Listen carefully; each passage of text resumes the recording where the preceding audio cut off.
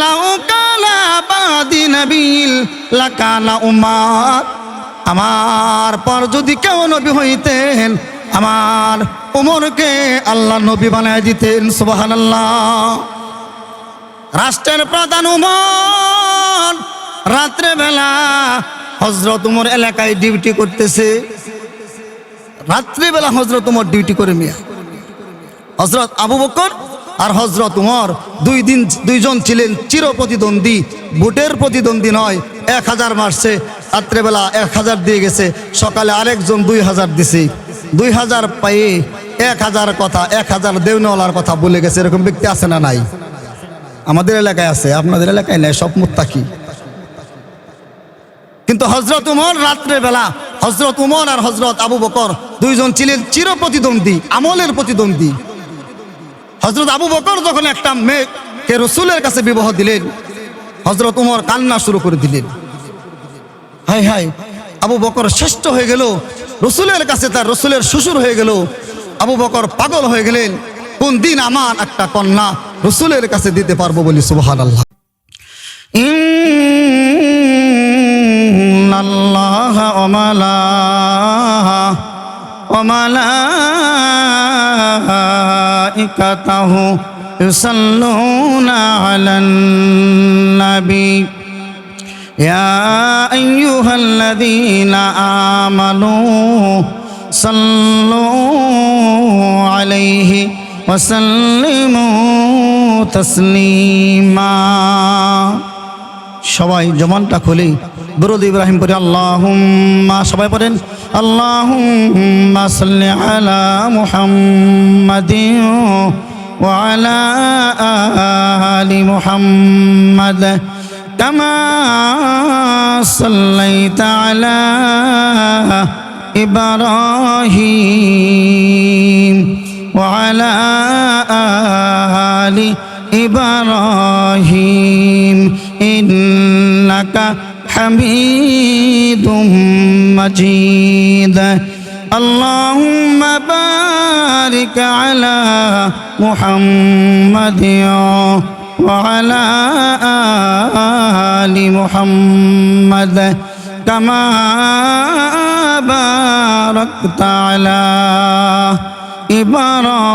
ইব্রাহিম ওয়া আলা আলি ইব্রাহিম ইন্নাকা হামিদুম মাজিদ। বালাগাল, জোরে, বালাগাল উলা বিকামালিহি কাশাফাদ দুজা বিজামালিহি হাসানাত জামিউ খিসালিহি সাল্লু আলাইহি ওয়া আলিহি। রহে মেরে মস্কান হওয়ালিয়ে কাবা বনে মেরে মদবন দিয়ারে মদিনা।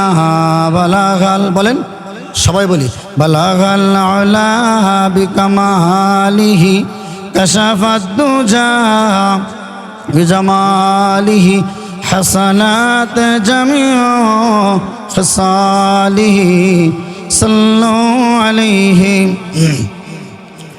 শ্রেষ্ঠতম রাসূল হয়ে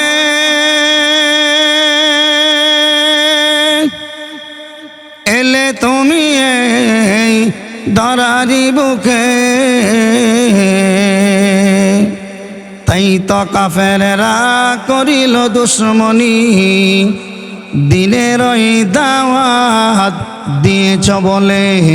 বালাগাল বিকামালিহি কাশাফাদ দুজা বিজামালিহি হাসানাত জামিউ খিসালিহি সাল্লু আলাইহি। একটু জিকির করে লা ইলাহা, একটা জবান বন্ধ রাখবেন না, আল্লাহর জন্য বলি লা ইলাহা ইল্লাল্লাহ, লা ইলাহা লা ইলাহা ইল্লাল্লাহ লা ইলাহা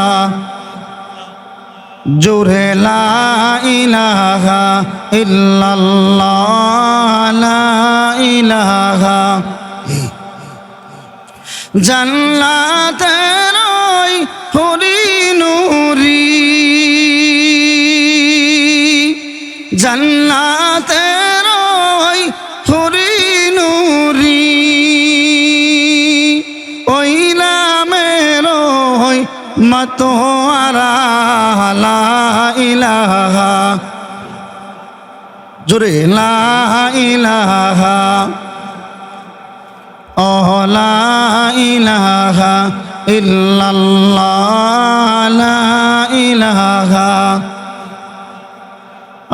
লা ইলাহা ইল্লাল্লাহ লা ইলাহা নূহ নবী কিস্তির পরে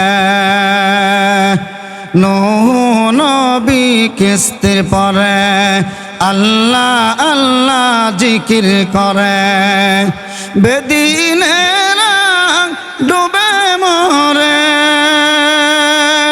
বেদিনেরা ডুবে মরে ইমানদারেরা বেঁচে রয় লা ইলাহা লা ইলাহা ইল্লাল্লাহ লা ইলাহা লা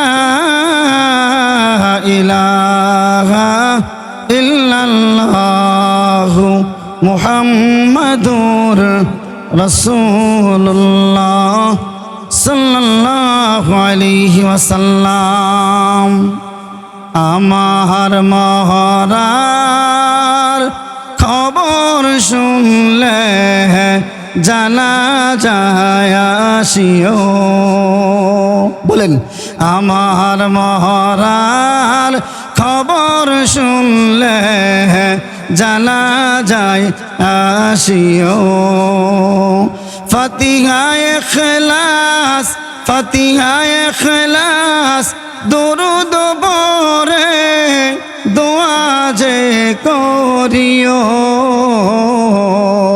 বলি আমার মহরার খবর শুনলে জানা যায় সবাই আমার মহরার খবর শুনলে জানা যায় সিও আতর গোলাপ চন্দন মেখে আতর গোলাপ চন্দন মেখে অশ্রু সিক্ত দুই নয়নে বিদায় করে দিও বলি আমার মহরার খবর শুনলে জানা যায় সিও আমার মহরার খবর শুনলে জানা যায় সিও ফাতিহা ইখলাস দরুদ পড়ে ফাতিহা ইখলাস দরুদ পড়ে দোয়া যে করিও আমার মহরার খবর শুনলে জানা যায় সিও আমার মহরার খবর শুনলে জানা যায় সিও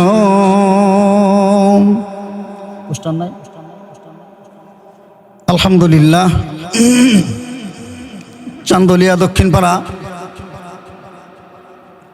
জামে মসজিদ কর্তৃক আয়োজিত আজকের ওয়াজ মাহফিলের মোহতারাম সদর সম্মানিত সভাপতি উপস্থিত রয়েছেন আজকের প্রধান বক্তা সারা বাংলার আলোড়ন সৃষ্টিকারী হযরত মাওলানা মুফতি আনোয়ার শেখ সাদি সাহেব উপস্থিত রয়েছেন আমার সামনে বসা ইসলাম দরদি দিন দরদি ভাইরা পর্দার আড়ালের মমতাময়ী মা ও বোনেরা আল্লাহ রাব্বুল আলামিনের আলিশান দরবারে জানাই লাখো কোটি শুকুর যে আল্লাহ তাআলা আমাকে আপনাকে দয়া করে মায়া করে জান্নাতের টুকরা বাগানে আসবার বসবার পৃথিবীর শ্রেষ্ঠ মানব মুহাম্মদুর রাসূলুল্লাহ সাল্লাল্লাহু আলাইহি ওয়াসাল্লামের শানে দুরূদ ও সালাম পড়ার মতো সুযোগ করে দিয়েছেন।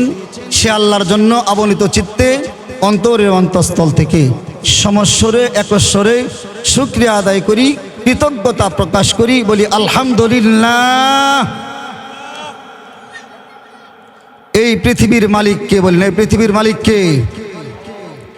আমার আপনার মালিক কে? ইজ্জত দেওয়ার মালিক কে? বেইজ্জতি করার মালিক কে? যখন পৃথিবীতে কেউ ছিল না তখন কে ছিলেন? আবার যখন কেউ থাকবে না তখন কে থাকবে? এজন্য ভাই আল্লাহর নামের শুকরিয়া শেষ কালাম, শুকরিয়ার শেষ কালাম আলহামদুলিল্লাহ। আলহামদুলিল্লাহ শব্দটা লিখতে গেলে 8টি হরফের প্রয়োজন হয়। কয়টি হরফ? কয়টি হরফ? 8টি। জান্নাত কয়টি? 8টি। বান্দা যখন আল্লাহর নিয়ামত পেয়ে শুকরিয়া আদায় করে বান্দা যখন আলহামদুলিল্লাহ বলে, শুকরিয়া জ্ঞাপন করে, কৃতজ্ঞতা প্রকাশ করে, আল্লাহ বলে বান্দার জন্য 8টা জান্নাতের দরজায় আমি আল্লাহ উন্মুক্ত করে দেই, বলি সুবহানাল্লাহ। এজন্য শুকরিয়ার শেষ কালাম আলহামদুলিল্লাহ। আলহামদুলিল্লাহ কখন বলতে হবে? কখন বলতে হবে বলেন? সর্ব অবস্থায় আলহামদুলিল্লাহ। 7টা মেয়ে হওয়ার পর 8 নম্বরে মেয়ে হয়েছে, আবার কি বলবেন? যে আল্লাহ তুমি আমারে গজব দিলা না, এখানেও আলহামদুলিল্লাহ। 7টা সন্তান মারা যাওয়ার পর 8 নাম্বারটাও মারা গেছে, আবার কি বলবেন? আলহামদুলিল্লাহ। যাকে সারাদিন খেয়েছেন, 3 বেলা খেয়েছেন, সেও আলহামদুলিল্লাহ। যাকে খাওয়াই নাই সেও আলহামদুলিল্লাহ। সর্ব অবস্থায় বান্দা যখন আল্লাহর শুকরিয়া আদায় করে আল্লাহর উপর বান্দা সন্তুষ্টি থাকে, আল্লাহ রাব্বুল আলামিন বলে বান্দা আমার উপর সন্তুষ্ট থাকার কারণে আমি মালিক বান্দার নিয়ামত বৃদ্ধি করে দেই, বলি সুবহানাল্লাহ। এজন্য সর্বোপরি সর্ব অবস্থায় শুকরিয়া আদায় করতে হবে। কার জন্যে? আল্লাহর জন্যে। এখনো আশেপাশে চাষতলে দোকানপাটে যারা আছেন তাদেরকে অনুরোধ করব মাহফিলের প্যান্ডেলে চলে আসুন। এখনো যদি আপনারা না আসেন, কয়জন মানুষ নিয়ে প্রধান বক্তা দ্বিতীয় বক্তা কি আলোচনা করবো বলেন? ভাইয়ের আমার, আসুন কোরআন থেকে কিছু কথা আমরা শুনবো। কি থেকে? কোরআন থেকে যে আয়াত চোখ পড়েছি এর উপরেই কিছু আলোচনা, সংক্ষিপ্ত আলোচনা করব। আল্লাহ রাব্বুল আলামিন আমাদের সকলকেই ধৈর্যের সাথে শোনার তৌফিক দান করুক। সকলে বলি আমিন। বলেন তো সবচাইতে কাছের বস্তু কি? আমি আপনার কাছে সবচাইতে কাছে হলো মৃত্যু। সবচাইতে কাছে কি? সবচাইতে কাছে কি? মৃত্যু। মারা যাইব সবাই একমত, কথা বলেন ঠিক কিনা? একজন হাতটা দেখান যে হুজুর আমি মারা যাব না।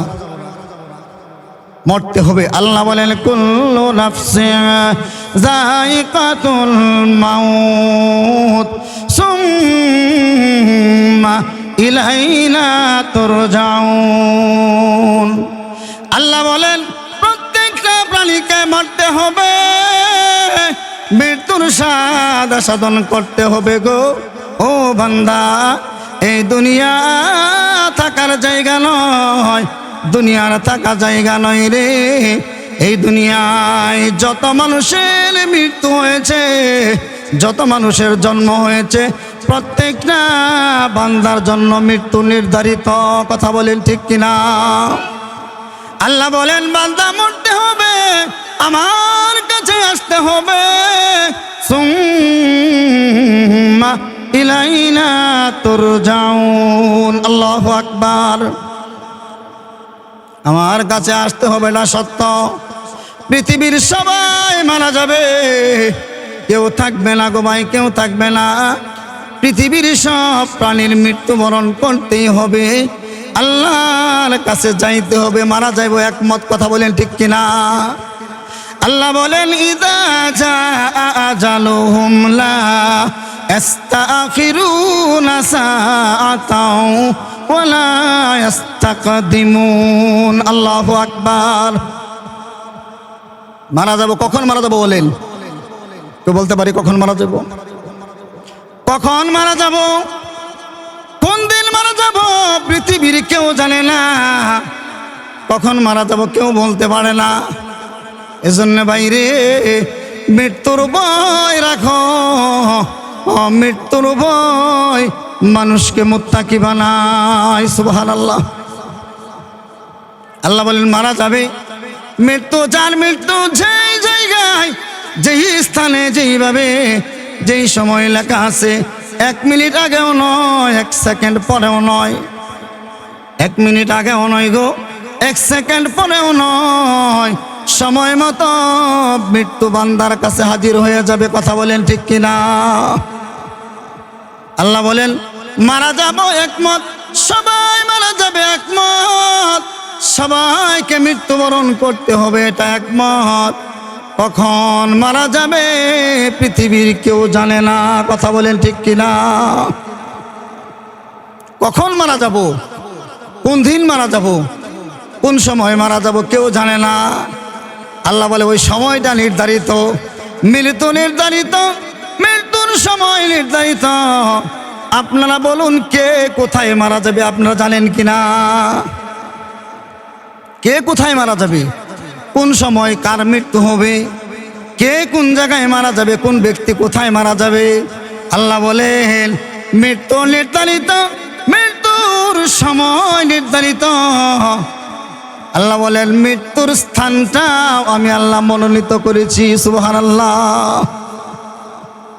যেই জায়গায়, যে স্থানে, যে সময় যার মৃত্যু লেখা আছে, বান্দা ওই জায়গায়, বান্দা যদি জানতো রে রাস্তায় অ্যাক্সিডেন্ট করে বান্দা মারা যাবে, ওই দিন ওই রাস্তায় বান্দা বাহির হতেন না। কথা বলেন ঠিক কিনা?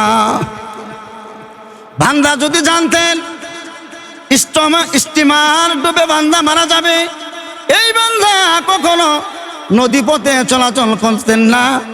বান্দা যদি জানতেন যে বিদ্যুতের শর্টে তার মৃত্যু হবে, এ বান্দা বিদ্যুতের কাছেও যেতেন না। বান্দা যদি জানতেন রে মিছিলে গেলে তার মৃত্যু হবে, মিছিলে কোনো রাজনীতি বান্দা করতেন না। আল্লাহ বলেন মৃত্যু আমি নির্ধারিত করলাম, মৃত্যুর স্থান আমি, মৃত্যুর সময় আমি নির্ধারিত করলাম, মৃত্যুর স্থানটা পর্যন্ত আমি নির্ধারিত করে দিলাম। সুবহানাল্লাহ। যেই জায়গায় যার মৃত্যু, যেই স্থানে, যেই সময়, যেই সময়, যেই স্থানে, যেই সময় যার মৃত্যু নির্ধারিত করা রয়েছে, বান্দা স্টিমার ভাড়া দিয়া, প্লেন ভাড়া করে, নৌকা ভাড়া করে, গাড়ি ভাড়া করে মৃত্যুর সময় বান্দা যায় সময় মতো উপস্থিত হবে, হতেই হবে। ওই সময় বান্দা যাবে। এজন্য আমার ওজের শুরুতে বলতে চাই, বলেন সব চাইতে কাছের বস্তুর নাম কি? মৃত্যু সব চাইতে কাছে। আগামীতে আপনি বেঁচে থাকবেন, এটা সত্য হতে পারে, মিথ্যা হতে পারে, কিন্তু আগামী দিন আপনি মারা যাবেন এটা নিশ্চিত। এক দুনিয়াওয়ালা বাদশা 24 ঘন্টা, এক দুনিয়াওয়ালা বাদশা, দুনিয়া নিয়ে ব্যস্ত। আপনার আমরা আছি না, দুনিয়া সব বুঝে। পৃথিবীর সাহাবীদের জীবনে পড়লে বোঝা যায় যে পৃথিবীর কোনো বাধায় আল্লাহ বলেন ইয়া আইয়ুহাল্লাযীনা আমানু উদখুলু ফিস-সিলমি কাফা। প্রত্যেকটা ঈমানদারকে আল্লাহ বলতেছেন পুরাপুরি ইসলামের ভিতর ঢুকে যাও। মুমিনকে বলতেছেন, ঈমানদারকে বলতেছেন উদখুলু ফিস-সিলমি কাফা ইন্নাহু লাকুম আদুউম মুবিন। তোমরা যদি পুরাপুরি ইসলামের ভিতর ঢুকো তবে আশা করা যায় তোমরা নিশ্চিত মুমিন হবে বলে। সুবহানাল্লাহ। এজন্য এক বাদশাহ, দুনিয়াওয়ালা বাদশাহ, কিতাবের নাম মুসলমানের হাসি, আশরাফ আলী থানভী রহমতুল্লাহি আলাইহি। নাম শুনছেন? জামানার শেষ মুজাদ্দিদ আশরাফ আলী থানভী রহমতুল্লাহি আলাইহি। এত বড় বুজুর্গ ছিলেন, তার জীবনটা 3 ভাগে ভাগ করছেন।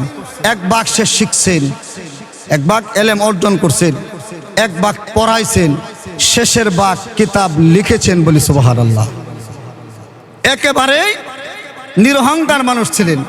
গাড়ি দিয়া, ট্রেন দিয়া যাতায়াত করতেছে, ট্রেন দিয়া যাতায়াত করতেছে, ট্রেনের মধ্যে একজন বসা। এখন তো আমরা সুবহানাল্লাহ বা আলহামদুলিল্লাহ, আল্লাহু আকবার জোরে বলতে বললেও বলে না, হ্যাঁ আমি কম জানি নাকি। অহংকার তো পেট ভর্তি, অন্য কিছু রাখার জায়গা নাই। যে থানবীর গাড়ির ট্রেনের এক কামরায় দুইজন, আরেকজন হাজী সাহেব যাচ্ছে, রাস্তা চলাচল করতেছেন। হাজী সাহেবকে জিজ্ঞেস করেন যে হাজী সাহেব আপনার নাম কি? হাজী সাহেব বললেন, কারণ হাকিমুল উম্মত, সে উম্মতের হেকমত বুঝতে পারতেন। ওনার কাছে যদি কোনো বান্দা যাইতেন, বলার আগেই উনি অনুভব করতে পারতেন এই বান্দা কি জন্য আসছে বলি সুবহানাল্লাহ।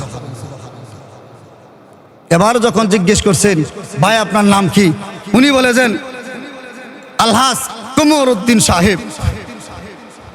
থানবীর বুঝতে পারলেন এটা হজ করার কারণে এর ভিতর এতই অহংকার ঢুকেছে, দুনিয়ায় অন্য কিছু রাখার জায়গা নাই। তো ওনাকে জিজ্ঞেস করলেন ভাই আপনার নাম কি? উনি বলেন যে নামাজি আশরাফ আলী।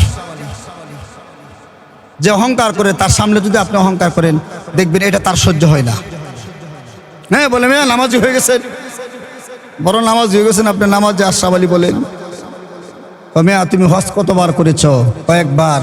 একবার হজ করে বড় করে যদি আলহাজ লিখতে পারো, দৈনন্দিন 5 ওয়াক্ত নামাজ পড়ে কি আমি নামাজি লিখতে পারি না? সুবহানাল্লাহ বলেন।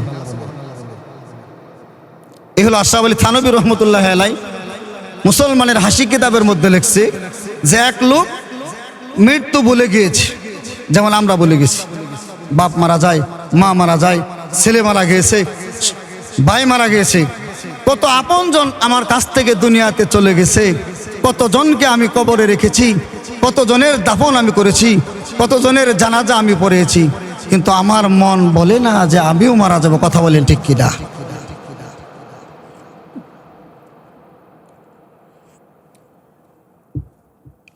আমার মনে কথা বলে না যে আমিও মারা যাব। তো এমন এক বাদশার কাছে ফাঁসির এক আসামি আসছে। ফাঁসির এক আসামি আসার পরে বাদশা জিজ্ঞেস করে, ফাঁসির আসামিকে জিজ্ঞেস করে যে তোমার শেষ চাওয়াকে জিজ্ঞেস করেন। আমাদের দেশে যখন ফাঁসি দিয়ে দেয়, তোমার শেষ চাওয়াটা কি বলো, তোমার শেষ ইচ্ছাটা পূরণ করা হবে বলো। বাদশা জিজ্ঞেস করে যে তোমার জীবনের শেষ চাওয়াটা কি বলো। ওই লোকটি বলে, বাদশা আমি যদি আমার জীবনের শেষ চাওয়াটা আপনার কাছে চাই, জানতে চাই আপনি কি পুরা করবেন? বাদশা বলেন, সংবিধানের ভিতর যদি হয় তোমার সমস্ত চাওয়াই পূরণ করা হবে। সুবহানাল্লাহ বলি। চাওয়াটা কি করতে হবে? চাওয়াটা থাকতে হবে কোথায়? সংবিধানের ভিতরে। এর ভিতরে যদি থাকে পুরো করা হবে। বাদশা লোক ফাঁসির আসামি বলে যে না বাদশা, আমার যে চাওয়া এটা সংবিধানের ভিতরে, বাহিরে যাবে না। বাদশা বলেন তুমি চাও কি চাইবে? লোকটি বলেন, বাদশা 5 মিনিটের জন্য আপনার এই সিংহাসনটা আমি চাই। ক্ষমতার কত লোক, 5 মিনিটের জন্য ক্ষমতা চাই। চিন্তা করছেন? বাদশা বলেন বেকুব, 5 মিনিটের জন্য আমার এই চেয়ার দিয়ে কি হবে? লোকটা বলেন এটি আমার বড় ইচ্ছা, 5 মিনিটের জন্য আপনার এই রাজ্যের বাদশাহী সিংহাসনটা আমারে দিবেন। বাদশা বলেন ঠিক আছে, এটা কোনো চাওয়া হইলো বাটা, আমি তো ভাবছিলাম অন্য কিছু চাইবে। এবার লোকটি বলছে না বাদশা এটাই আমার চাওয়া। বাদশা বললেন ঠিক আছে, তোমার 5 মিনিটের জন্য চেয়ার দেওয়া হলো। 5 মিনিটের জন্য চেয়ার পেয়ে 5 মিনিটের জন্য সিংহাসনে বসে, তাহলে 5 মিনিট এই রাষ্ট্রের মন্ত্রী পরিষদ কার কথা চলবে? 5 মিনিট তোমার কথাই চলবে। 5 মিনিট জল্লাদ কার কথা শুনবে? কতবার কথাই শুনবে? সত্য? হ্যাঁ।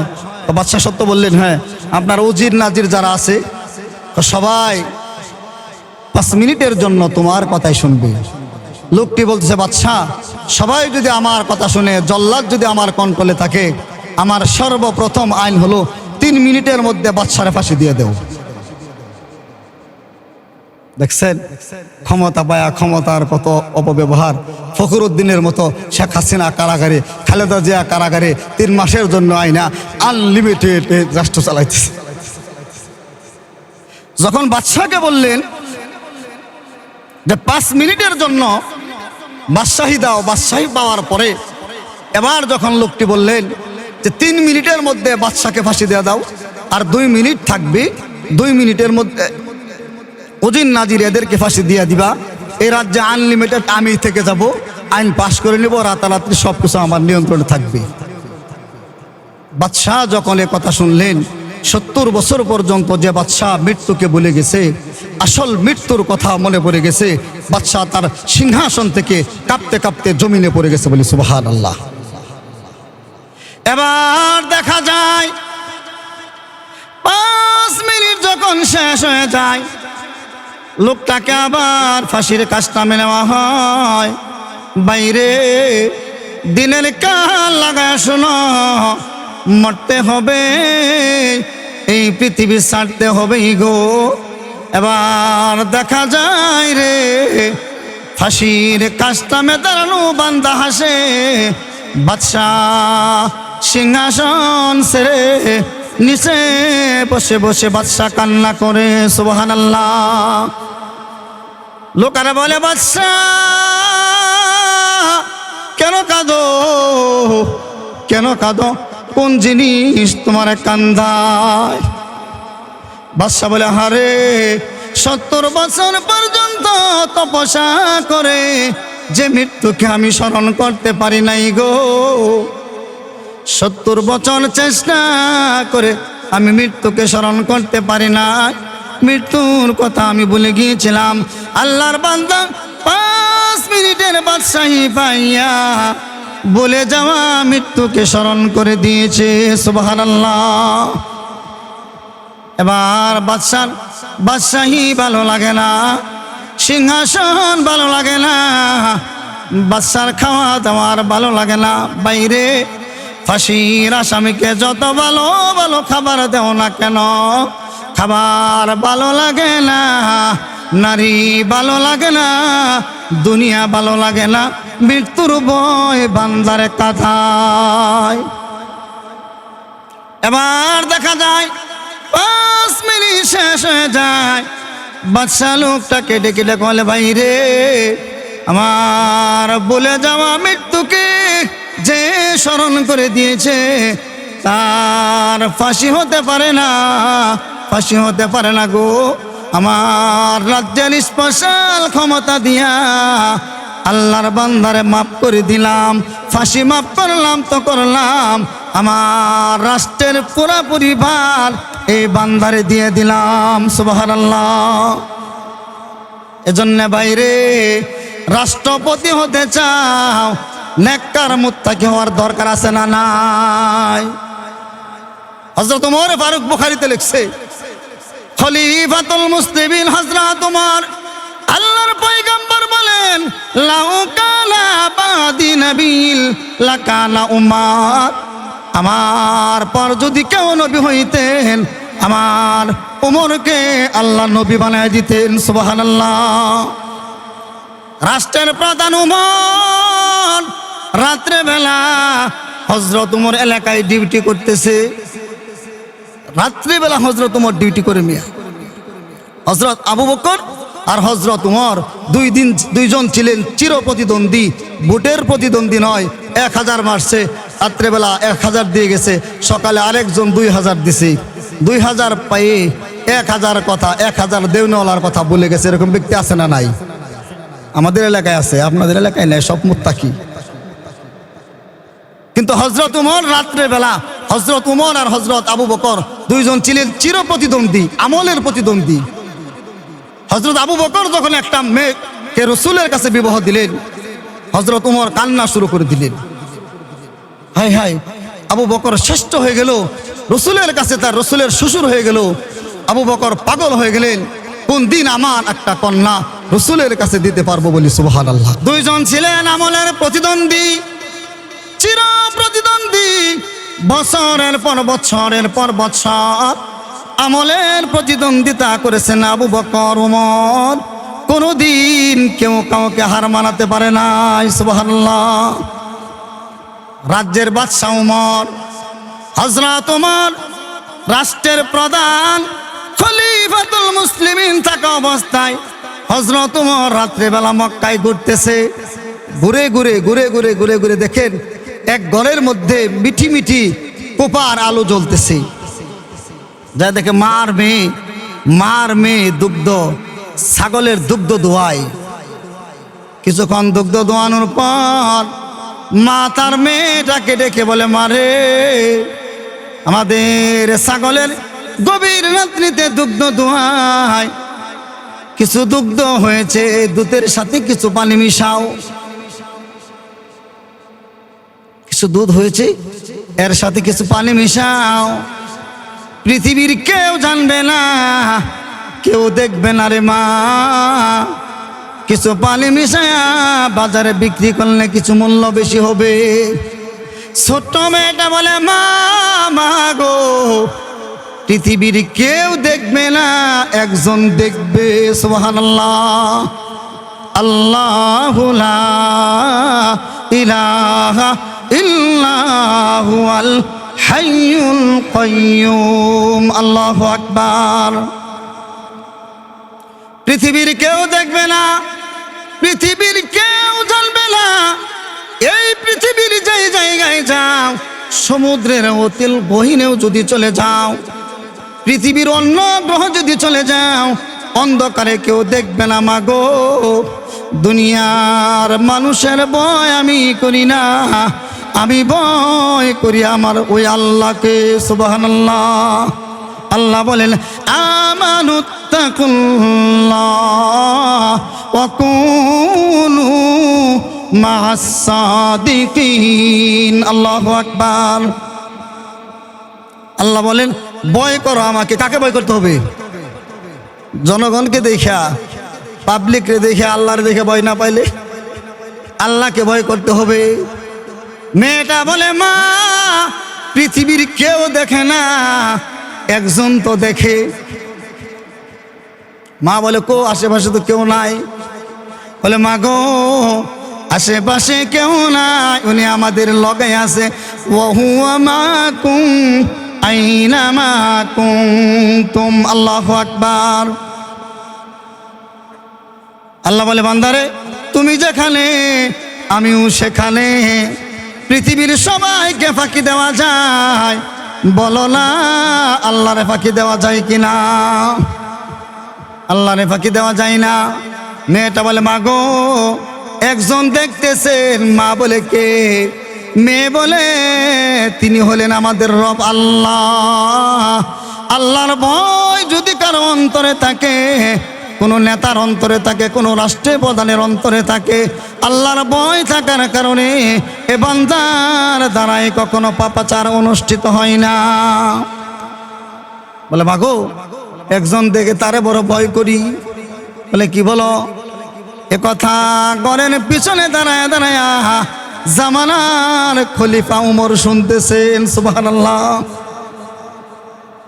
ঘরের পিছনে দাঁড়ানো, হঠাৎ করে ডাক দিছে, মা গো দরজা খুলো গো মা, দরজা খুলো।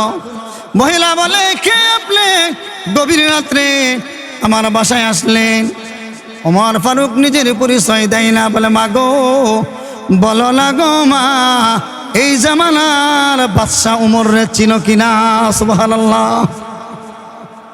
মহিলা বলেন, উমর একজন ন্যায় বিচারক বাদশাহ।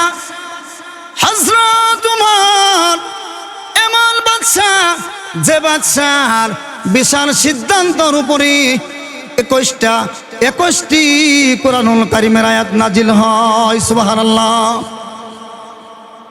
আর আমাদের বিচার বলে, সাইদি সাহেবের ফাঁসি দেওয়ার যে সাক্ষী, প্রধান সাক্ষী, সে বলে 3 কিলোমিটার দূর থেকে আমি দেখেছি।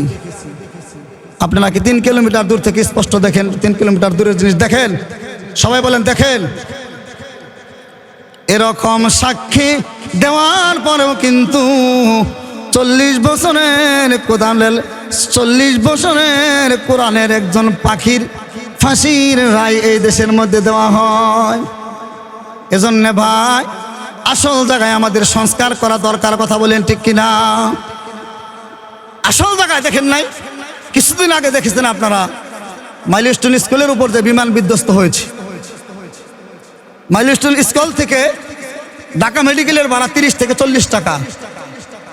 বিমান বিধ্বস্ত হয়ে স্কুলের ছাত্রদের অনেকের হাত পা মাথা আলাদা হয়ে গেছে। এই লাশগুলি নিয়ে, এই মুমূর্ষু ব্যক্তিদেরকে নিয়ে হাসপাতালে নিয়ে যাবে, এমন সময় 30 টাকার ভাড়া এদেশের অটো আর সিএনজিওয়ালারা বলছে 6000-এর নিচে দিলে আমাদের পুষবে না। নাউজুবিল্লাহ বলেন। কোন আইন দিয়ে আপনি বাঁচাবেন? ঢাকা শহরে একদিন কারেন্ট থাকার কথা ছিল না, একটা মোমবাতির দাম 200 টাকা। আজকে যদি টাঙ্গাইলে ঘোষণা করা হয় যে এখানে 1000 মানুষ মারা যাইব, এদেশের কাপড়ের ব্যবসায়ীরা কাফনের কাপড়ের দাম বাড়ায় দিব। কথা বলেন ঠিক কিনা? এ সংস্কার যদি চাও, সর্বপ্রথম ইমানি সংস্কারের দরকার। কথা বলেন ঠিক কিনা? আসল জায়গায় গলত রেখা হযরত ওমর মহিলাটাকে বলতেছেন, মা, ওমরকে তুমি চিনো কিনা, বাদশাহকে চিনো কিনা? মহিলা বলেন, না। বাদশাহ বলেন, গতকালকে সকালবেলা আগামীকালকে ওমরের দরবারে যাইও। মহিলাটা মেয়েটাকে নিয়ে ওমরের দরবারে যখন গেলেন, ওমর ফারুকের কাছে যখন গেলেন, ওমর ফারুক ওই মহিলাটাকে বলে, এ মা, আল্লাহ তোমার ঘরে এমন একটা কন্যা সন্তান দান করছে গো, এমন রমণী যার ঘরে যাবে তার ঘরে আল্লাহর রহমত নাজিল হবে। সুবহানাল্লাহ। মাগো, মনে কিছু কইরো না, তোমার কন্যাটারে দিয়া আমার ছেলে আব্দুল আজিজকে দিয়া বিবাহ দিতে চাই। সুবহানাল্লাহ। হযরত ওমর, হযরত আবু বকর ছিলেন প্রতিদ্বন্দ্বী বুঝেন, একজন আরেকজনের সাথে। এখন আমাদের প্রতিদ্বন্দ্বী আমরাও কিন্তু করি। প্রতিবেশী একটা টেলিভিশন কিনছে 21 ইঞ্চি, হেরেস্তির বলে আমাদেরটা কিন্তু 21 ইঞ্চি চলবে না, আমাদেরটা 24 ইঞ্চি লাগবে। 24 ইঞ্চি আনার পরে আরেকজনের বিবি বলছে আমাদেরটা কিন্তু 42। প্রতিযোগিতা আমাদেরও চলে। কিন্তু হযরত ওমর, হযরত আবু বকর দুইজন ছিলেন চির প্রতিদ্বন্দ্বী, আমলের প্রতিদ্বন্দ্বী, ইবাদতের প্রতিদ্বন্দ্বী, খলিফাতুল মুসলিমিন। হযরত ওমর যখন বাদশা হলেন, রাত্রের বেলা রাজ্যের এ প্রান্ত থেকে অন্য প্রান্ত পর্যন্ত হযরত ওমর ডিউটি করতেন। সুবহানাল্লাহ। ডিউটি করতেন। এমন সময় দেখলেন, খবর পাইলেন যে মক্কায় একজন মহিলা, তার ছেলে নাই, মেয়ে নাই, স্বামী নাই, পুত্র নাই, তাকে দেখাশোনার মতো কেউ নাই। এমন ব্যক্তি, এমন দরিদ্র ব্যক্তি যদি কারো রাজ্যে থাকে, এ ব্যক্তিকে রাষ্ট্রীয় কোষাগার থেকে ভরণ পোষণ করা রাষ্ট্রের পক্ষ থেকে ফরজ হয়। হযরত আবু বকর, হযরত ওমর দুইজন কেমন প্রতিদ্বন্দ্বী ছিলেন দেখেন। এই মহিলার খেদমত করার জন্য, মহিলাটা একেবারেই মুমূর্ষ। বুখারীতে লেখছে মহিলাটা একেবারেই দুর্বল, একেবারেই মুমূর্ষ হয়ে গেছে। এই দুর্বল মহিলা নিজে হাতে খেতে পারে না, নিজে ওযু করতে পারে না। কনকনা ঠান্ডার মধ্যে সিদ্দিক আকবর, হযরত আবু বকর মক্কার জমিনে হাঁটাচলা করে পায়ের জুতাগুলি খুলে ফেলেছে। সুবহানাল্লাহ বলেন। লোকেরা জিজ্ঞেস করে, হে খলিফা, আপনি জুতা খুলে ফেললেন? ও বয়ে জুতা খুলে ফেলছি। বয়ে? কেমন ভয়? আমার জুতার শব্দে যদি কোনো ঘুমন্তী ব্যক্তির ঘুম ভেঙে যায়, কিয়ামতের ময়দানে আল্লাহর কাঠগড়ায় আমি আবু বকরকে দাঁড়াইতে হবে। সুবহানাল্লাহ বলে। আর আমাদের দেশের নেতা খেতারা আইলে মুমূর্ষ রোগীর এলাকায় থাকা কষ্ট হয়ে যায়। রাষ্ট্রের প্রধান আবু বকর ওই মহিলাটাকে যায়া শেষ রাত্রিতে গরম পানি করে দেয়, ওযু করায়, নামাজে দাঁড় করায় দেয়, খাবার খাওয়ায়। এই খবর হযরত ওমর পাইলেন। তারপরে হযরত ওমর ভাবলেন, ওই মহিলার সেবা যত্ন করা, শুধু কে যেন তারে সেবা যত্ন করে যায়, খাওয়াইয়ে যায়, তারে গোসল করে যায়, ওযু দিয়ে যায়। হযরত ওমর এই খবর পেয়ে বলতেছেন, আগামীকালকে থেকে আমি ওমর ওই মহিলার খেদমত করব বলি। সুবহানাল্লাহ। এবার হযরত ওমর গেছে, ফজরের নামাজের আগে চলে গেছে। যা দেখলেন কে যেন আজকে তাহাজ্জুদের নামাজের সময় ওযু করায়া মহিলাটাকে জায় নামাজে দাঁড় করায় দিছে বলি। সুবহানাল্লাহ। হযরত ওমর বললেন, ওই ব্যক্তিকে কোন ব্যক্তি রে? যে ব্যক্তি আমার সাথে প্রতিদ্বন্দ্বী করে আয়সা ওযু করায় দেয়া যায়। পরের দিন হযরত ওমর গেলেন রাত্রে 4টার সময়। হযরত ওমর তাড়াতাড়ি করে 4টার সময় চলে গেলেন। যায় দেখলেন কে যেন রে রাত্রে 2টার সময় মহিলাকে ওযু করায় নামাজে দাঁড় করায় দিয়েছে। সুবহানাল্লাহ।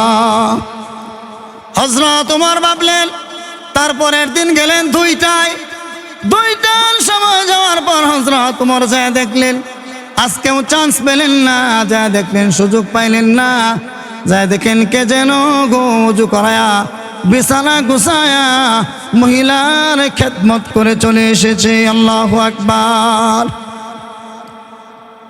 হযরত ওমরের মনে বড় কৌতূহল জাগলো, কে রে, কে বান্দা, কে প্রতিদ্বন্দ্বী আমার, কে মহিলাকে এরকম সেবা যত্ন করে।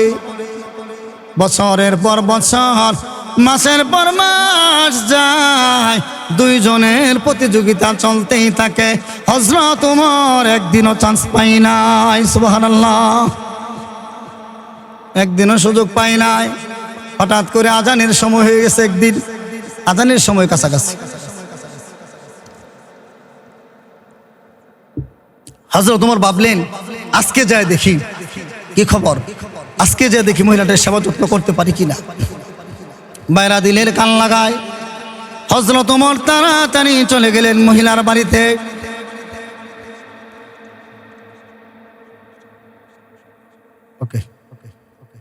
হযরত ওমর তাড়াতাড়ি চলে গেলেন ওই মহিলার খেদমত করার জন্য। যায় দেখলেন মহিলার বিছানা এলোমেলো, ওজুর পানি দেয় নাই, গোসল করায় নাই, খাবার দেয় নাই, নামাজে দাঁড় করায় নাই।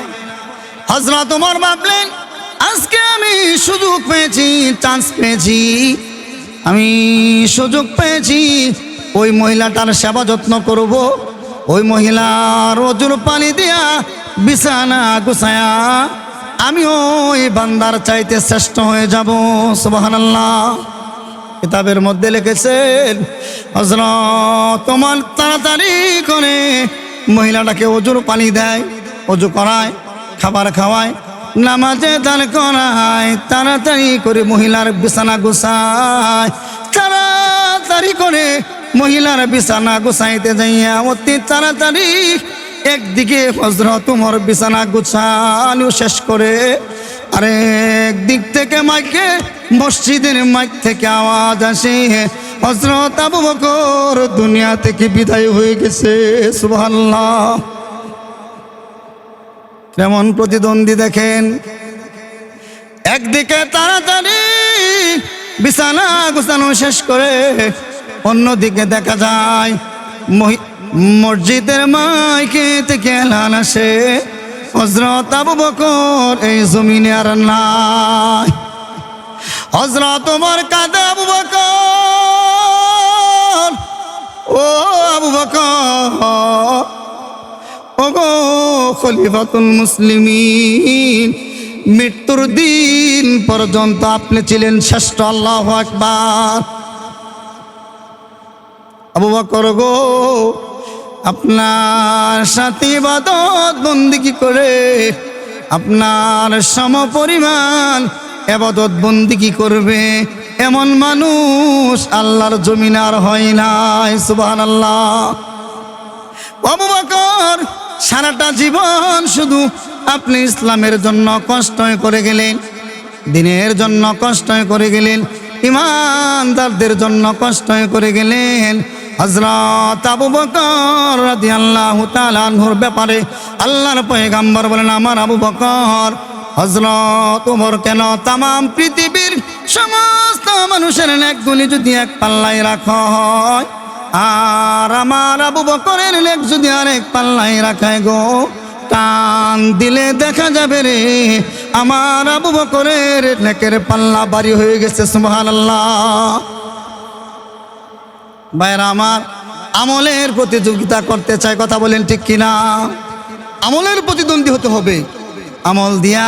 কারণ আমল কেন আল্লাহ বলেন ইকতারাবা লিন্নাস হিসাবুহুম ওয়া হুম ফি গাফলাতিন মুরিদুন। আল্লাহু আকবার। প্রত্যেকটা মানুষকে কঠিন হিসাবের সম্মুখীন হতে হবে, কঠিন হিসাবের সম্মুখীন হতে হবে। জমিনটা হবে তামার, তামার জমিন। আসমানটা এত তাপ, সূর্যটা সূর্যের 12টা মুখ জমিনের দিকে থাকবে, মাথা থেকে অর্ধ হাত উপরে সূর্য আসবে রে, পৃথিবীর মানুষগুলি পানি দাও বলে দৌড়াইতে থাকবে। মা তার সন্তানের পরিচয় দিবে না, একটা নেকির জন্য সন্তান দৌড়ে যাবে মায়ের কাছে, মাগো দুনিয়ার জমিনে আমার একটা মশাই কামড় দিলে তুমি বরদাস্ত করতা না, কথা বলেন ঠিক কিনা?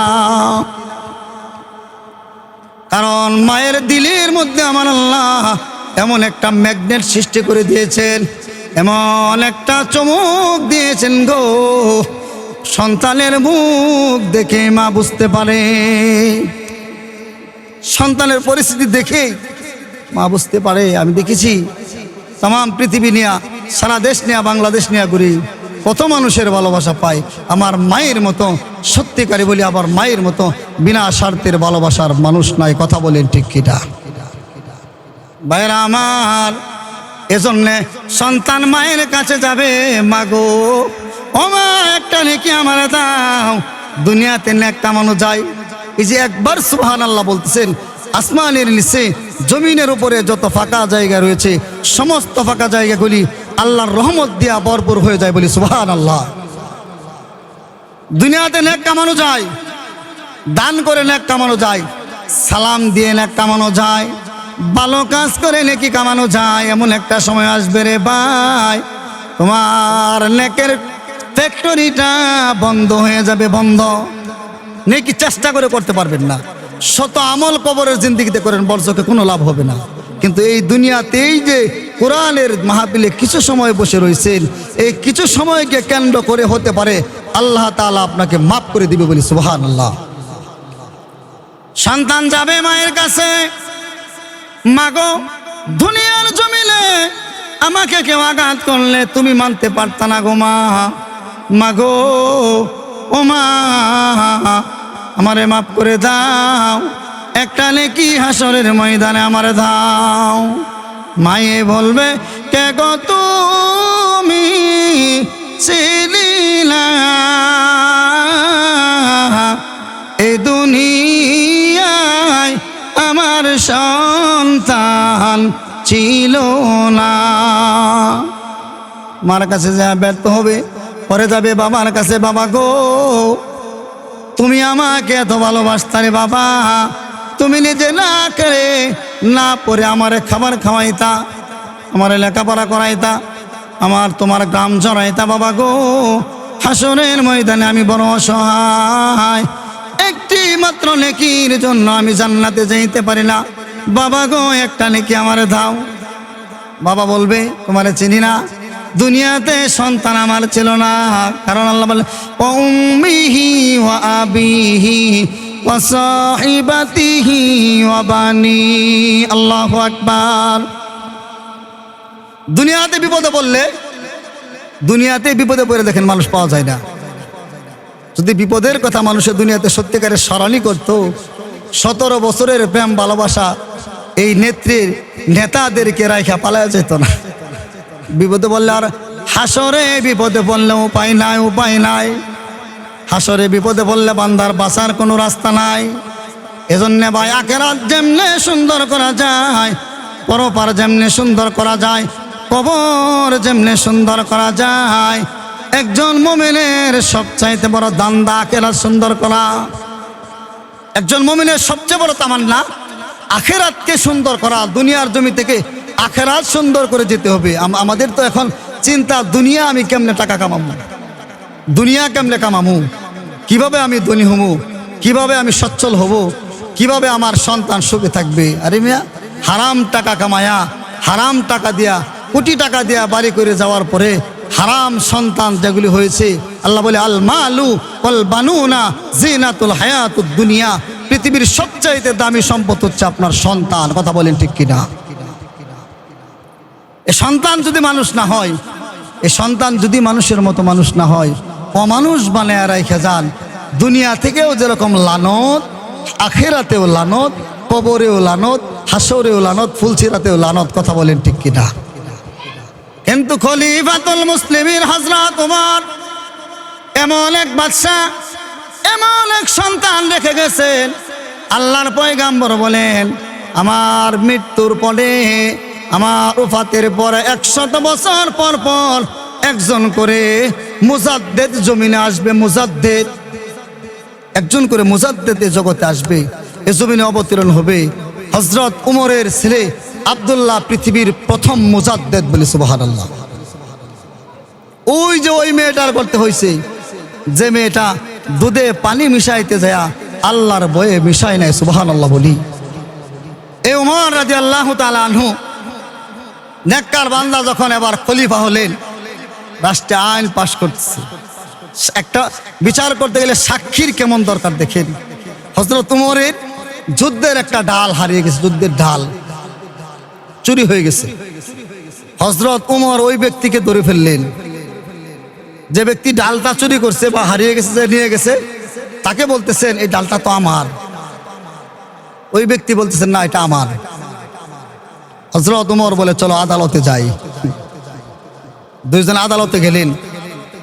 আদালতে যাওয়ার পরে বাদশাহ যখন আদালতে গেছে, প্রধান বিচারপতি হযরত উমরকে দেখে তার চেয়ারটা ছেড়ে দাঁড়ায় গেছে গা,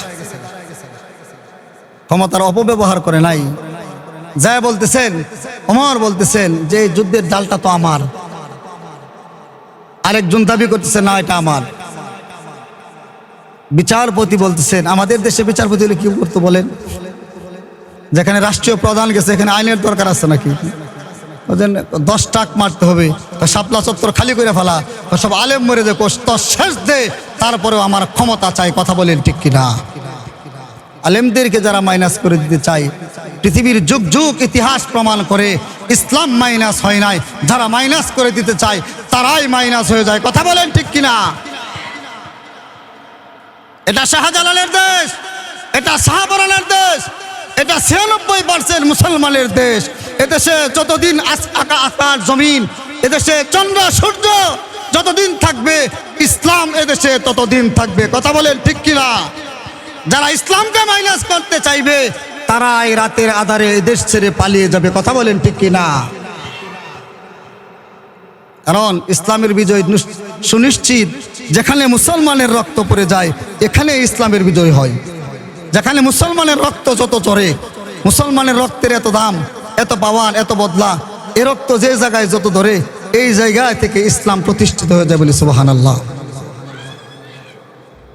বিচারপতিকে হযরত উমর বলতেছেন, বিচারালয়ে যায় বলতেছেন এই ডালটা আমার। ওই ব্যক্তি বলতেছেন না, এটা আমার। বিচারপতি বলছেন, খলিফাতুল মুসলিমিন, তৃতীয় পক্ষের কোনো সাক্ষ্য ছাড়া এই ডালটা আপনার কাছে আমি দিতে পারবো না বলে সুবহানাল্লাহ। লোকেরা অবাক হয়ে গেলেন। যে ব্যক্তি ছিলেন ইহুদি, ডাল নিয়ে গেলেন, এ ব্যক্তির চক্ষু দিয়া পানি পড়তেছে। লোকেরা জিজ্ঞেস করে, তুমি কেন কান্না করো? কোন জিনিস তোমার একা দায়? তোমার কান্নার কারণ কি? তোমার কান্নার কথা বলো। লোকটি বলে, সত্যিকারে এই ডালের মালিক আমি ছিলাম না, কিন্তু মুসলমানের আইন আর আদালত, মুসলমানের বিচার এত এত শক্ত, সাক্ষী ছাড়া মুসলমান বিচারে বিশ্বাসী নয়। সুবহানাল্লাহ। ও খলিফাতুল মুসলিমিন, এত সুন্দর যাদের বিচার ব্যবস্থা, এত সুন্দর যার বাইরের প্রতি বাইরের সহানুভূতি, এত সুন্দর যাদের বিচারের নিয়ম কারণ, উমর গো আর দেরি নয়, ওই ইসলামটা এই মুহূর্তে আমারে গ্রহণ করায় দেন, কালমা পরে আমারে মুসলমান বানিয়ে দেন। সুবহানাল্লাহ। ভাইরা আমার, হযরত খলিফাতুল মুসলিমিন ওমর ফারুক রাদিয়াল্লাহু তাআলা আনহু আর নবী করিম সাল্লাল্লাহু আলাইহি ওয়াসাল্লাম জান্নাতুল বাকির পাশ দিয়ে যাচ্ছেন। দুনিয়াতে একটা জান্নাত, জান্নাতুল বাকি, জান্নাতুল বাকির পাশ দিয়ে যাচ্ছেন দুইজন। আল্লাহ রসুল থমকে দাঁড়িয়ে গেলেন, কারণ রসুলের চক্ষু ছিল বসিরতলা চক্ষু বলি সুবহানাল্লাহ। দেখেন, একটা কবরের মধ্যে আযাব হইতেছে। কবরের আযাব সত্য না মিথ্যা আপনারা বলেন? পরকাল সত্য না মিথ্যা? পরকালকে বিশ্বাস না করলে ঈমান থাকবে না বাঁকবে? ঈমান বাঁকবে। কবরের মধ্যে আযাব হইতেছে, আযাব। হযরত ওমর থেমে গেলেন। আল্লাহর পয়গম্বর কবরের কিনারে দাঁড়াইলেন। কবরের কিনারে দাঁড়ায়া কবর জিয়ারত করলেন, সালাম দিলেন। দেখলেন কবরের লাশ এমন অবস্থা, তার শরীর থেকে সমস্ত গোশতগুলি খসে খসে পড়ে গেছে। দাও দাও দাও দাও করে তার আগুনগুলি তার শরীরে জ্বলতেছে। বুখারী শরীফের মধ্যে আসছে, আল্লাহর পয়গম্বর ওই বান্দার জন্য দোয়া করলেন।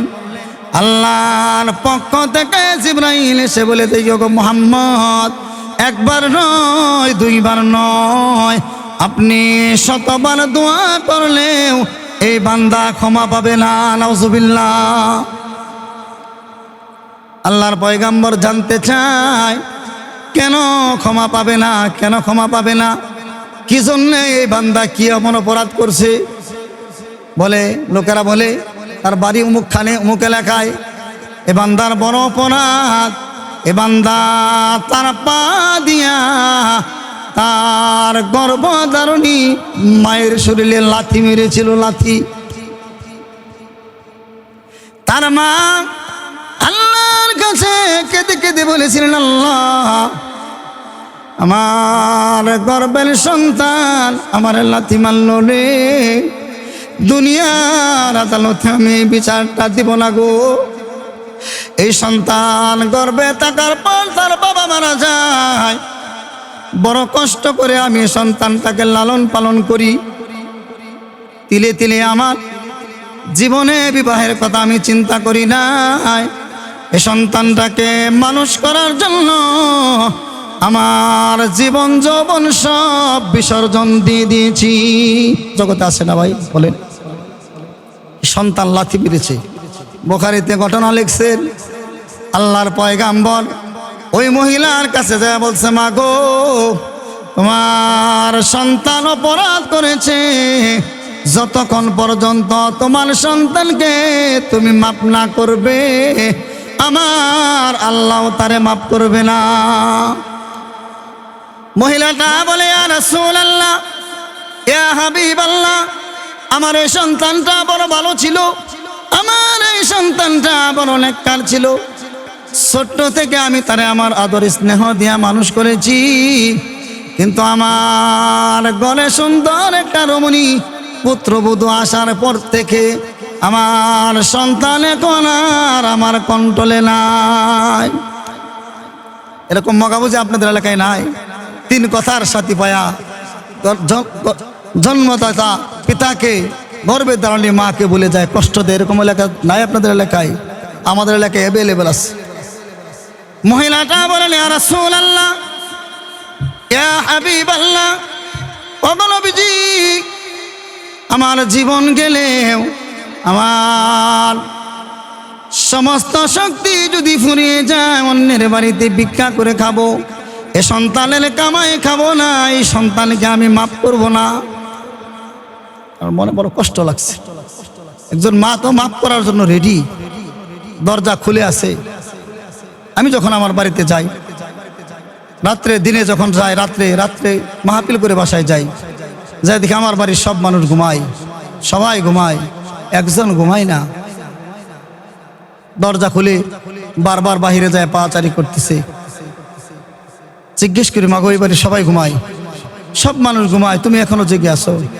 বাবা, দেশের পরিস্থিতি ভালো না, তুমি বাড়িতে আসবা, রাত্রে বিরাতে রাস্তায় চলাফেরা করো, তুমি তো জানো না, তুমি তো জানো না, তুমি বাইরে থাকলে, একটা সন্তান বাইরে থাকলে একটা মায়ের কত টেনশন হয় বলে। সুবহানাল্লাহ। আবার যখন বাড়ি থেকে বিদায় নিয়ে আসলে বলি, মা বসো না, আমার পাশে বসো। মা নিজে হাতে রান্না করে আমার খাবার বেড়ে দেয়, কিন্তু আমার সাথে খাই না। আমি বলি, মা আমার সাথে খাবার খাও। মা বলে, বাবারে, তুমি চলে যাইবা, এই বিরহ বেদনা আমার খাবার থেকে বিরত রাখে। বাবারে, আমি যখন বাড়ি থেকে বাইরে হয়ে চলে আসি, রাস্তার মোড় করে যাই, আরেকজনের বাড়ির পিছনে দাঁড়িয়ে থাকে। বলি, মা এখন বাড়িতে চলে যাও, মা বলে বাবারে যা, আল্লাহর নামে তোমার সুপর্দ করে দিলাম গো বাবা। আমার আঁচল পেতে আল্লাহর কাছে দোয়া করলাম, আমার সন্তানকে যেন আল্লাহ নিরাপদ স্থানে নিয়ে যায়। সুবহানাল্লাহ। আল্লাহর পয়গাম্বর বলেন, মা ও মহিলা, তুমি তোমার সন্তানটারে মাফ করে দাও, তোমার সন্তানরে মাফ করো। তোমার সন্তানরে যদি মাফ না করো, আল্লাহ নিজেও মাফ করবে না। চিন্তা করছেন মিয়া? আল্লাহ রসুল বলেন, ওমা নারুকা, ওমা নারুকা, তোমার মাই তোমার জান্নাত, ওমা নারুকা ওমা জান্নাতুকা, তোমার মাই তোমার জান্নাত, তোমার মাই তোমার জাহান্নাম। এজন্য মায়ের খেদমত কইরো মিয়া, মায়ের খেদমত করো। আল জান্নাতু তাহতা আকদামিল উম্মাহাত, মায়ের খেদমতের দ্বারা বান্দার জান্নাত উপার্জিত হয় বলে সুবহানাল্লাহ। আল্লাহ রসুল বলে, তোমার সন্তানকে মাফ করো। মহিলা বলেন, ইয়া রাসূলুল্লাহ, আমি মাফ করবো না। আল্লাহর কাছে দোয়া করুন, আল্লাহ তুমি এই সন্তানের কবরে যে আযাব হইতেছে, এই আযাবটা কিছুক্ষণের জন্য এই মহিলাকে দেখার মতো যোগ্যতা দান করো। সুবহানাল্লাহ বলি। কিছুক্ষণের জন্য এই মহিলা যেন তার সন্তানের আযাব দেখতে পারে, এমন সিস্টেম করে দাও। অলৌকিকভাবে সন্তানের কবরের আযাব যখন দেখল গো, মার নিজেকে কন্ট্রোল করতে পারে না। সুবহানাল্লাহ। মার নিজেকে কন্ট্রোল করতে পারে না। আমার নবীজির পাও দুইটা জড়িয়ে পড়ে বলে, ইয়া রাসূলুল্লাহ, ইয়া হাবিবাল্লাহ, নবী গো, আমার সন্তান কবরে বড় কষ্ট আছে। ওগো নবীজি, এই সন্তানকে মানুষ করতে যাইয়া পরের বাড়িতে কাজ করেছি, নিজে দ্বিতীয়বার বিবাহের কথা চিন্তা করি না। আপনি দোয়া করেন গো নবীজি, আমার সন্তান কবরে দুঃখে আছে, আপনারে সাক্ষী রাইখা, আল্লাহকে সাক্ষী রাইখা, আল্লাহর কাছে তওবা করে আপনাকে সাক্ষী রেখে আমি কসম করে বললাম, আমার সন্তানকে আমি মাফ করে দিয়েছি। সুবহানাল্লাহ। আল্লাহর পয়গাম্বর বলেন, তাড়াতাড়ি উমরকে সাথে লয়ে আমি আবার কবরস্থানে চলে গেলাম। মাঝে মাত্র সন্তানকে মাফ করে দিয়েছে, কবরস্থানে যায় আমি দেখলাম ওই কবরে, যে কবরের মধ্যে আযাব হইতেন, ওই কবরে আল্লাহর রহমত বর্ষিত হইতেছে। সুবহানাল্লাহ। এজন্য ভাইরা, হাত তুলে তো দেখি কাদের কার কার মা নেই, হাত তুলের কার কার মা নাই, বুঝছেন? কার কার মা বেঁচে নেই, হাত তুলে। কার কার বাবা বেঁচে নাই, মা নাই, বাবা নাই, হাত নামান। মা বাবা যার নাই, এই পৃথিবীতে সবচাইতে বড় এতিম সে, কথা বলেন ঠিক কিনা? কারণ বউয়ের ভালোবাসা টাকার জন্য, সন্তানের ভালোবাসা স্বার্থের, নেতার ভালোবাসা স্বার্থের, নেত্রীর ভালোবাসা স্বার্থের, মাতাব্বরের ভালোবাসা স্বার্থের। এই পৃথিবীর মানুষগুলি বড় স্বার্থপর, কথা বলেন ঠিক কিনা? আল্লাহ বলেন, ইন্নাল ইনসানা লিরাব্বিহি লাকানুদ। আল্লাহু আকবার। সবচেয়ে বড় নিমুখ হারাম হলো মানুষ, সবচেয়ে বড় বেঈমান ইনসান। এজন্য পৃথিবীর সব মানুষের ভালোবাসা নকল, একজনের ভালোবাসা, দুইজনের ভালোবাসা আসল। একজন হইলেন মা আর একজন হইলেন বাবা। আমি দেখেছি, বাস্তব কাহিনী বলি, সন্তানকে পুলিশে ধরে নিয়ে গেছে, মা বাবা পাগল হয়ে গেছে। মা তার স্বর্ণের সমস্ত গহনা বিক্রি করতেছে। গাজীপুরে যখন হারুন এসপি ছিল, হারুন এসপি ঈদের রাত্রিতে সন্তানকে নিয়ে গেছে। স্বর্ণ গহনার 16 লক্ষ টাকা দাবি করেছে, 16 লক্ষ টাকা। মহিলা বলে, আমার সমস্ত স্বর্ণ গহনা যা আছে, আমার গরু বাছুর যা আছে, সব বিক্রি করো, সন্তান ছাড়া ঈদ করা সম্ভব নয় বলে। সুবহানাল্লাহ। ওই মা যার কবরে, ওই বাবা যায় কবরে, ওই মাতা পিতার জন্য দুনিয়াতে সন্তানের কিছু করণীয় আছে না নাই?